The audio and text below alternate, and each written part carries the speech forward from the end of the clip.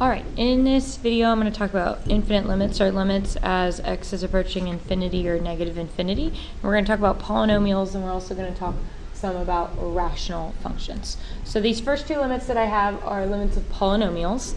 So when I think here about the limit as x approaches infinity of this function, I can either just kind of think about if I plug in really big numbers like 100, 1,000, a million, what's going to happen to the size of this. Another thing that I can do is I can just think about the fact that we know the end behavior of polynomials. If this is a odd negative based off of the highest power and the leading coefficient, I know that odd negatives are going to look something like this for their end behavior. And so as x is going to infinity and I'm getting larger and larger values, my function right here is going to be getting smaller and smaller and smaller and reaching further and further negative values. So this would be headed to, this limit would be approaching negative infinity, which is not a number, so the limit of this does not exist, but specifically it's headed to negative infinity because it's an odd negative. Let's try the next one. The limit as x approaches negative infinity of x squared plus 2x minus 1. Well, similarly, I could just think about plugging in negative numbers and what's going to happen here. But I could also think about the fact that this is an even positive. And I know that even positives are going to be headed up to infinity on the left and the right side of our graph.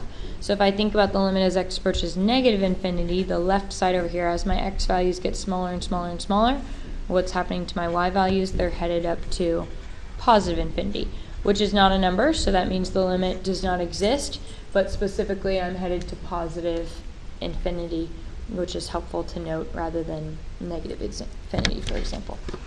Let's take a look at these bottom ones. These are also all infinite limits, x is approaching infinity or negative infinity, but these are rational functions. So I can't say that this is an even positive because I've got different powers on top and bottom. I need to think more about our asymptotes here.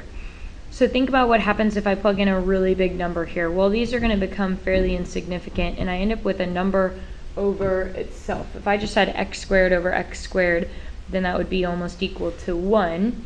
And so I'd end up with 1 times these numbers in front, 2/3. So this is going to be approaching 2/3. Another way to think about it is if you think about our asymptote rules, and if you've memorized those, we said that anytime these exponents are the same, some of you might have memorized this, anytime the exponents are the same, what we end up doing is we divide these coefficients to find the limit. But the reason is because when the powers are the same on the top and the bottom, it's essentially like they're going to be equal to 1, and so we end up with 1 times 2/3. All right, let's take a look at the next one. Limit as x approaches negative infinity of x squared over x plus 1. Well, think about plugging in a really, really, really, really large or super small negative number in here. And if I have the bigger exponent on top, I've got it to the second power on top and to the first power on the bottom, then this top is just going to keep growing and growing and growing and growing.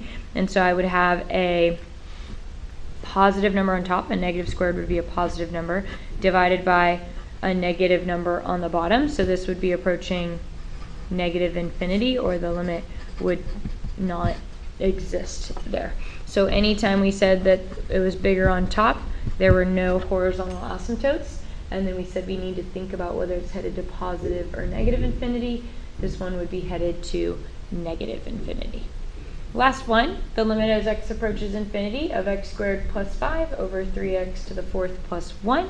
When I take a look at this one, I'm again kind of comparing those exponents, and I see this one's bigger on bottom. So if I plug in a really big number here, I'm going to end up with a much bigger number on the bottom. So picture a number divided by a really big number. If I split something with a big number, then that's going to approach 0. So anytime it's bigger on bottom, we said that it's approaching 0.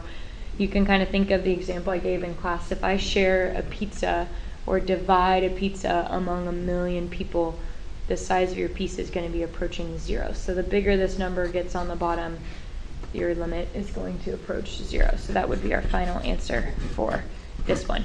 So when you've got rational functions, we're comparing the power on the top and the bottom to decide what our limit is approaching.